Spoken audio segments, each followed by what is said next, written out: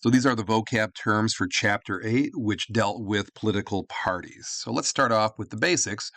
What's a political party? Now here's the egghead definition. A team of men and women seeking control of the governing apparatus by gaining office in a duly constituted election. Let me simplify that. Groups of people with a similar goal, similar philosophy, they get together, they coalesce in the attempt of getting more power through the channels in the Constitution. So those are political parties. And they compete with each other. They call this party competition, and it goes back and forth. There's times in history where one party's doing real well and the other's not doing so hot, then it switches. It's a bit of a pendulum. And this might not be the greatest analogy, but think of Pepsi versus Coke. You know what a Pepsi tastes like. You know what a Coke tastes like. However, constant commercials trying to win you over, trying to sway you to the other side. And some people are diehards. I'm a Pepsi person. I'm a Coke person. Some people are, not so strong. They'll drink either one. So it's that kind of analogy where the two major parties are competing for votes. Now, a linkage institution would be a channel through which people's concerns become political issues on the government's policy agenda. So this could include elections, political parties, interest groups, and the media. I'll give you one example. The NRA, the group that protects gun rights. Now, in recent years, with the proliferation of school shootings, there's a movement to have more gun control, and then the NRA wants to, keep a more literal interpretation of the Second Amendment. And you can see the Republicans taking one side and the Democrats taking another side. So that would be a political issue. And in this case, it's connected to parties and elections and whatnot. So those are linkage institutions, and there's many of them, more than that. Now, rational choice theory, this is pure political science.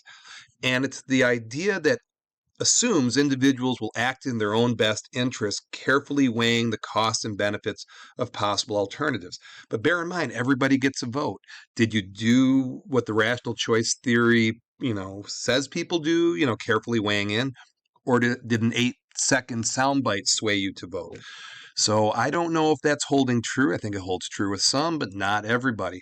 Now, party image, it's like marketing. And the very first day of this unit, I asked you, hey, when I say Republican, what pops in your brain? When I say Democrat, what pops in your brain? When I say Libertarian, what pops in your brain?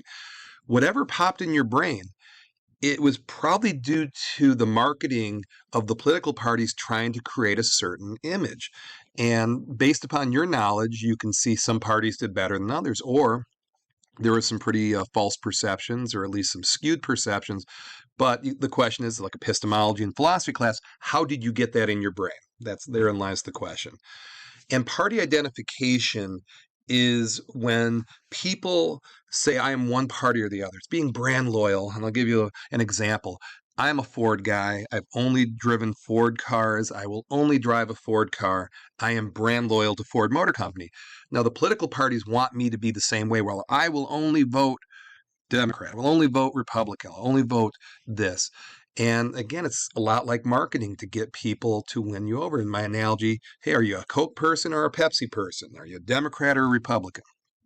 Now, when you do vote, you do have a choice for a straight ticket. It's actually quite quick and simple. You bubble in one of the parties, and anybody on that ballot who is part of the party gets chosen. Now, splitting your ticket means you divide it up. You have some third parties, some Democrats, some Republican. That's a choice you have to make. And again, which one is better? Debate away. Now, party machines are more of a 19th century phenomenon, and especially at the time, you may recall Tammany Hall in U.S. history class. And this is politics that relies on material items. Here's an apartment. Here's a job. Here's, some sort of gift to get people on board. And this patronage at the time, again, could be a job. It could be a promotion. It could be, a case of whiskey, whatever the case may be. You're winning people over. Now, a lot of us in the 21st century would call that bribery, but it did work in a lot of communities and states during the 19th century and even into the 20th century. In the age of social media, you're not going to get away with this real well. Back then, you could get away with it a lot better. Okay, now when you look at primaries, now primaries is when voters choose who's going to be the person on their ticket. Okay, so let's say there's 6 Republicans, 6 Democrats. They fight it amongst themselves. One person emerges, and the 2 winners of the 2 primaries then go against each other. Now, you are seeing, as of the time of making this PowerPoint, some states are open, some states are closed. You can see the navy blue here are the closed ones. And this is when you have to register in advance. And you can only vote on the party that you've registered in advance. Okay, that's a closed primary. And by the way, the whole debate, which one's better, there's pros and cons to both. I think that's safe to say. Now, blanket primaries are elections where voters are presented with a list of all the candidates, and you can pick some Democrats, some Republicans, whatever you want. It has nothing to do with a blanket. Okay, that's a political blanket. Okay, blanket it's a metaphor. It's not an actual blanket. And then there's open primaries where you can decide on the day you walk in there who you want to vote for. They're going to ask you, do you want a Republican or do you want a Democratic ballot? Now, here's the thing. Let's say I'm part of a party and my candidate is airtight. It's going to win, no problem. But I want to sabotage the other one. Might I pick the rival political party and pick the worst person?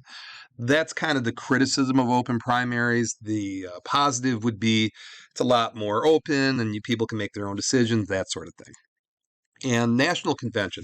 So this takes place every 4 years, and it's a big party, big elaborate party.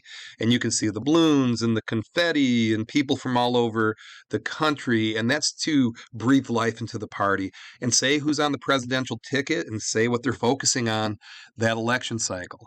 Now, the committee, the National Committee, is the institution that handles the nuts and bolts and logistics in between elections. And it's kind of a lot of dirty work, for lack of a better term. You need to, keep people in the loop and fundraising and all that sort of stuff. And then it is led by a national chairperson. Okay, so this is the present leader of the Republican National Committee, and they're in charge of the day-to-day activities, and they're handpicked by the Presidential Committee. Very powerful job, very important job within the party. Now, a coalition is when a group of individuals with a common interest they coalesce and get together. Now, here's one small example. This group was called the Squad, and they were Democrats. You had 2 Muslim women. They're all women of color, very to the left, and they found each other because they had a common thread. Also, right now, as I'm making this PowerPoint, there's a group called the Freedom Caucus, which is the other extreme of these 4, which are the most conservative in the House, and they've collected together as well. So coalition. And party eras, this is more history class. And, within periods of political leadership or political hegemony, it's enough to where you demarcate times in history. So, for example, the first party system went on for about 30 years, then Jacksonian democracy versus the Whig Party. I hope you remember this from U.S. history. The 2 Republican eras, the New Deal coalition, and then the Southern realignment when the South went from Democrat to Republican in this era of division. And you could argue that started with Watergate, or it got really bad with Watergate, whatever. But political times of political hegemony become eras of our history. Now, critical election, this is when there's a really major thing going down. We really need to choose wisely. So could you make the argument that every election is critical? Yeah, but critical elections would be the time that was highly, highly important. So, for example, here's one from history. The election of 1860, whoever won that was going to make or break us with the Civil War, that kind of thing. Sometimes second-term presidents. When I was a little kid in 1984, Ronald Reagan won 49 of 50 states. It wasn't even an issue. It wasn't even a debate who was going to win. You could argue that was not a critical election. By the way, in 84, things were going pretty smoothly by and large. In 1860, not so much. Now, party realignment is when one part of the country or one state switches over to the other side. And the big one would be in the South, when the South went from being Democrat to Republican. And now the Deep South is very, very red, very Republican. So people switch sides. And this New Deal coalition, which I mentioned a second ago with history, was a time period where a coalition of working class, ethnic groups, Jewish people, Catholic people, African American people, the poor, intellectuals, they got together because they had a common interest in a bigger government and getting us out of the Great Depression and, getting us through World War II. So coalitions do happen in American history, and they're happening right now. Now, party de-alignment is when people stop being so connected to their party. They're kind of disillusioned. So there's a time where people get enthusiastic. And I remember in 94, the 104th Congress was this huge enthusiastic rise of the Republican Party in Congress. But then there was times where people hardly went to the voting or they switched sides. That's de-alignment. Okay, now third parties in America, they're kind of an oddball. Now, in proportional representation, they mean a lot more, but a lot of times they can throw a monkey wrench in the thing. I'll give you two examples. In 1992, there was a man named Ross Perot as a third party candidate that got 19% of the vote. He primarily took him away from President Bush, and that allowed President Clinton to win. He would not have won most likely without Ross Perot, a third party guy. In 2000, the Green Party took a small percentage of the Florida vote, and the Florida vote was less than 1,000 people, and that determined who won that election. So the Green Party essentially gave the election to President Bush 43. So it goes both ways. Now, in America, we have a winner takes all system, which that makes it so adversarial because you win or you lose. And if you win the popular election in your state, you get all the electoral votes. So even if it's close, and like I mentioned, 2000, it was razor close. Okay, that 50.1 that won had the power, and that 49.9 got nothing. So that's just, whether it's good or bad, I'll leave that up to you. Now compare that to proportional representation.